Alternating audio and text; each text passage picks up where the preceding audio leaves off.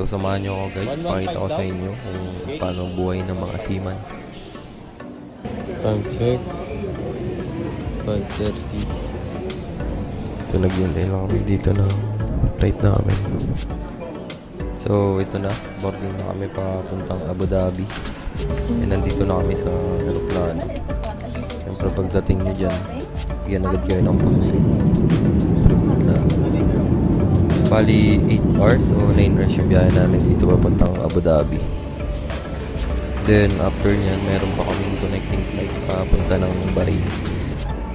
So naghintay lang kami dito ng mga 2 oras. Tapos yan, boarding na ulit kami pa Bahrain.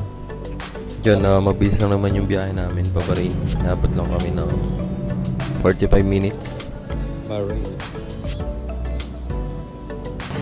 Diyan, naghintay lang kami ng mga luggage namin. Hintay namin sa ibang kasama namin. Mas nakasakay na kami papuntang hotel. Malapit lang, mga 15 minutes lang papunta ng hotel. Ito na, dito na kami. Gusto na magpahinga. Yan na, pagkatapos yan, chinek lang yung mga passport namin, tapos ID. Para mag-check-in na kami. Sabay, pagkatapos akit na rin kami ng kwarto. Ay, makahiga-higa mo na. Pabaan 6:30.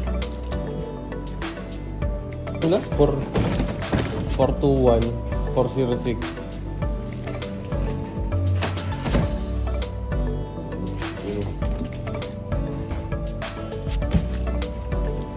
Uy, parang pang X-Men to ah. Uy, kape. Aso. Okay lang. Yan, dito na lang guys. Tayo nyo na lang yung bukas. Papahinga muna kami.